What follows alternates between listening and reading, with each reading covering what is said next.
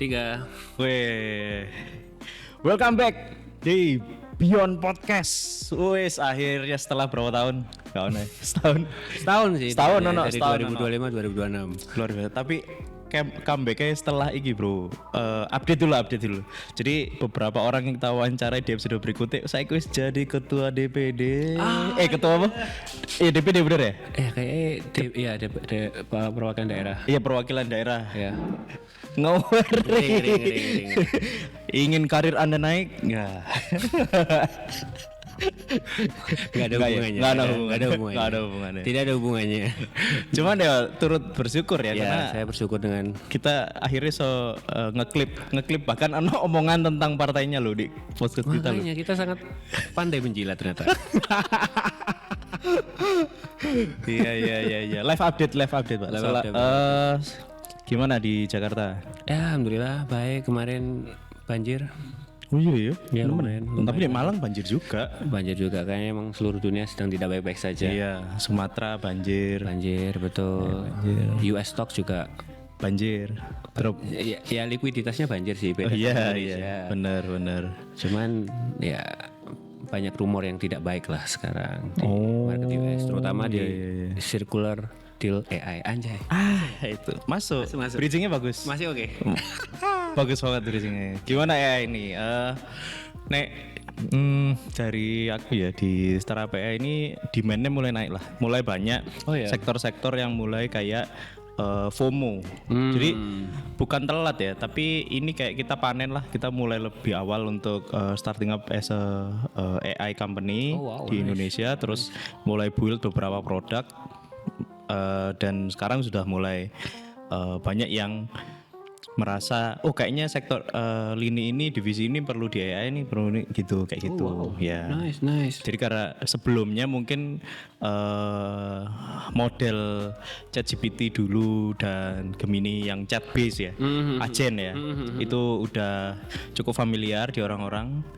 Akhirnya orang-orang udah mulai naik ke AGI dan lain-lain. Jadi sudah mulai pakai bisa nggak diginiin, bisa nggak ini nanti otomatis gini. Jadi udah bukan ya di sektor kita di bisnis ya B2B-nya sudah bukan lagi untuk sosialisasi. Ini udah orang-orang udah mulai tahu bisa dipakai apa. Nah terus siapa yang bisa? Nah kami gitu. Hai. Terus Project yang paling keren automationnya yang model kayak gimana dan nge-solve masalah apa? Banyak sih. Aku nggak bisa mention specifically ya, karena kan memang bedanya kalau di B2B itu kita nggak bisa akun-akun lah gitu. Beberapa hal. Tapi yang seneng banget adalah membantu salah satunya kayak di bidang ini konteksnya adalah kalau di perusahaanku itu kita multi sektor, multi industri semua ada gitu. Tapi yang tadi kalau pertanyaannya yang paling seneng menggembirakan adalah akhirnya ada solusi untuk mempercepat sesuatu yang sebenarnya ini jadi normalisasi di Indonesia. Kesehatan. Gimana tuh? Perawatan kesehatan kayak booking layanan kesehatan, antri dan segala macam sekarang tuh udah cepet banget. Bahkan kayak yang mungkin yang paling aku bisa ngomong nggak ya? Semoga bisa nanti ya. Intinya bisa dapat bukan konsultasi tapi kayak kan kita kalau mau berobat itu pasti udah siap uang mahal nih segala macam gitu. Nah itu tuh dengan AI kita bisa istilahnya kayak cover lah, ngasih pagar di depannya supaya nggak usah buru-buru langsung beli perawatan yang mahal. Ini tuh bisa diselesaikan dengan yang kayak treatment aja kayak ini gitu. Dan sekarang enaknya karena data sudah open, kayak ada di wearable, ada di mana-mana. Jadi dokter itu ada yang belum masih percaya harus MCU dan lain-lain, tapi ada beberapa yang itu jadi indikator awal. Wah, ini kok kamu nggak ada apa-apa, lagi ngomong terus heart rate tinggi. Coba deh diperiksain gitu. Jadi early warning gitu. Dengan lebih murah akhirnya. Kalau aku bilangnya bukan murah, Pak. Aku ngomongnya accessible. Lebih accessible, lebih efisien ya. Benar, nggak usah bolak-balik ke sana ke sini. Iya bisa itu. mendapatkan rekomendasi yang sekiranya nggak perlu repot lah. Ya, dan nggak halu karena ada datanya. I see, Jadi kita I see. datanya data driven. Itu yang menggembirakan kalau tadi. Wow, itu custom spesifik dari company-nya. Yes, Oh, yes. nice. Jadi keren. dia pengen supaya nggak perlu ada lagi kayak jadi kalau kita ke dokter kan antri banget, biasanya antri. Betul. Lamanya itu adalah kayak di cross check lagi. Radiologi. Enggak, bukan. Oh, bukan. Kan pasien kan ratusan tiap Oh hari. iya, betul.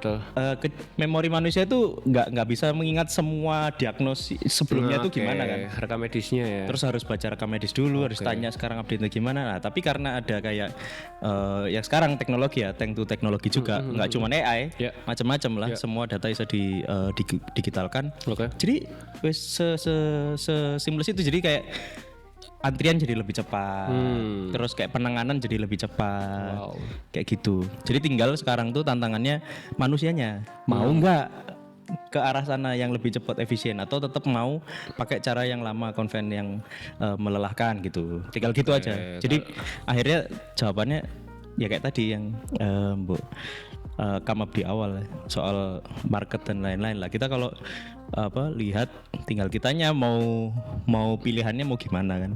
Ya, berarti skill yang demand-nya masyarakat ini sekarang kita bisa bilang nggak bisa jadi mediocre ya sekarang ya. Kita harus next step sih, level lebih tinggi, karena kalau skill kita bisa digantikan sama automation N8N. Nah, itu Clear. Udah selesai masalah ya nggak bisa kayaknya kita tetap hidup dengan cara seperti itu. Ya contohnya kayak agency. Ya, Model agency yang sekarang ini kayaknya susah juga ya kalau dengan adanya AI ya. Karena memang semakin cakep banget Pak. semakin seamless ya, cepet ya. Seamless banget. Pak. Bayangin ada ya beberapa toko yang aku tahu itu dia memanfaatkan afiliator pakai konten AI Pak, dan it works Pak. Oh iya, nggak kena ini ya. Ya pokoknya ada tipsnya sih. Oke. Cuman ininya biar aman, cuman ya wis kan masih gray area juga ya. Iya dan sih. Produk yang sebenarnya kan juga nggak menipu-nipu amat, produknya emang beneran, cuman kayak lebih ke menjadikan Quantity, quantity, mengurangi operational cost. Itu poin penting juga. Jadi ya sekarang kita mau kayak gimana sebagai digital ya, orang-orang kreatif ini, kita kan udah kita lawannya kemurahan ini loh, murah ini loh. Iya. Ini aku nggak ngerti, jujur aku sebagai pemilik agensi juga merasa ini beneran threat sih, ini beneran ancaman. Cuman apa yang bisa kita lakukan Pak? Kalau nggak adaptasi sama kayak yang tadi masalah kesehatan tadi, pekerja-pekerja kesehatan yang sekiranya bisa di toolsnya bisa digantikan automation, ya akan digantikan sih memang.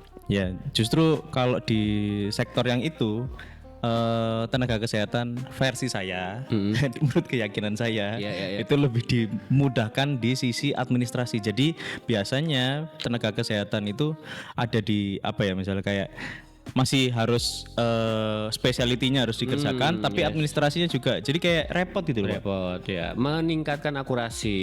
No, bukan. Administratifnya itu loh. Kan repetitif job yang melelahkan tuh, ngetik-ngetik, nyatet-nyatet dan enggak ini kan kalau orang salah ya salah kan akhirnya. Iya. Human errornya aja. Ya, human error. Jadi sekarang kalau pendataan kayak data apa segala macam, bahkan ada mungkin kalau kita forward ke depan lagi dan teknologi tambah canggih, bisa jadi kayak kita mau masuk ke rumah sakit mau cek itu tinggal face recognition gitu, udah kelihatan ini pasien yang ini kemarin lagi kena ini langsung ke dokter sana, jadi melewati beberapa step yang lebih jauh lah gitu ya kan. Tapi kan balik lagi kalau memang kalau every penny save is every penny earn soalnya. Iya benar. Sudut pandang pengusaha, kalau itu bisa dihemat ya kenapa harus tetap nambah orang, pasti efisiensi, pasti benar.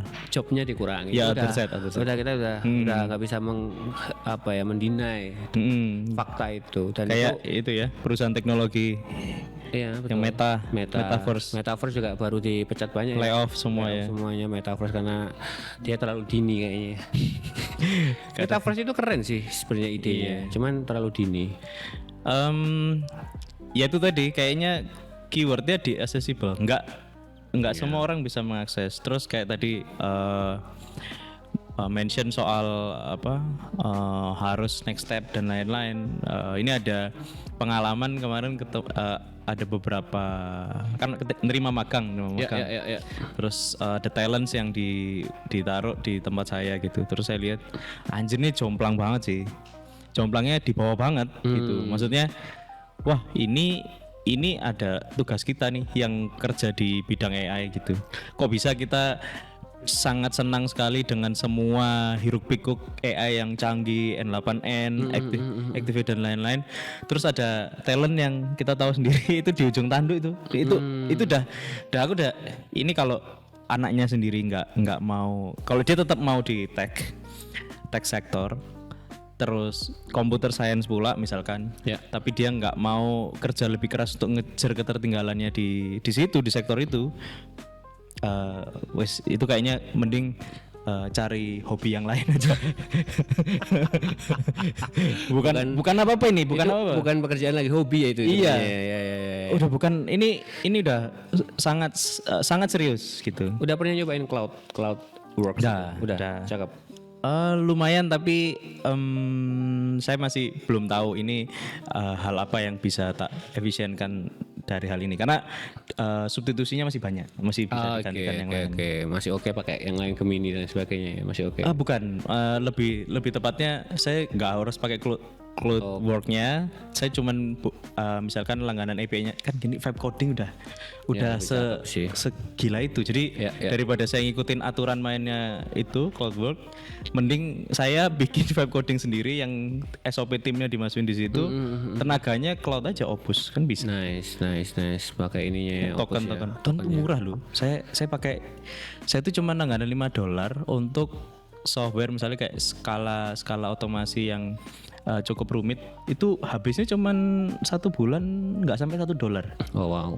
Karena trafficnya tim kita sendiri ya, mungkin 20-30 requestnya nggak banyak. Tapi kalau itu komersial mungkin harus lebih banyak. Tapi berarti kan ya itu tadi hemat banget gitu. Iya. Daripada langganin semua satu orang satu-satu Gemini Pro apa gimana gitu. Tapi kan banyak Gemini mahasiswa school yang cuman pesen di orang-orang di Shopee 40.000 setahun. Iya gila sih gue. Itu emang sedekahnya Google sih. Tapi udah ditutup baru kemarin. Ini kalau misalkan take berarti sekarang tanggal 17 ya. Tanggal 17 berarti per 16 Januari kemarin, ngerti nggak ada orang yang jualan aplikasi di Google Gemini Canvas. Yang dia hanya web code, lalu kanvasnya yang harusnya untuk preview malah itu yang dijadikan akses jualan. Oh serius, ada kayak gitu? Ada dan banyak banget. Jadi jual 47.000, 50, laku banget. Damn. Kayak produk generator, foto generator, VO generator gitu-gitu. Itu banyak banget. Dan per hari kemarin 16 itu aksesnya ditutup yang Google Free-nya itu. Jadi nggak bisa lagi pakai generate otomatis pakai API yang free-nya dari Google. Jadi selesai, tamatlah sudah penghasilanmu. Editor ya. Pakai suara dia kurang, pakai asli aja.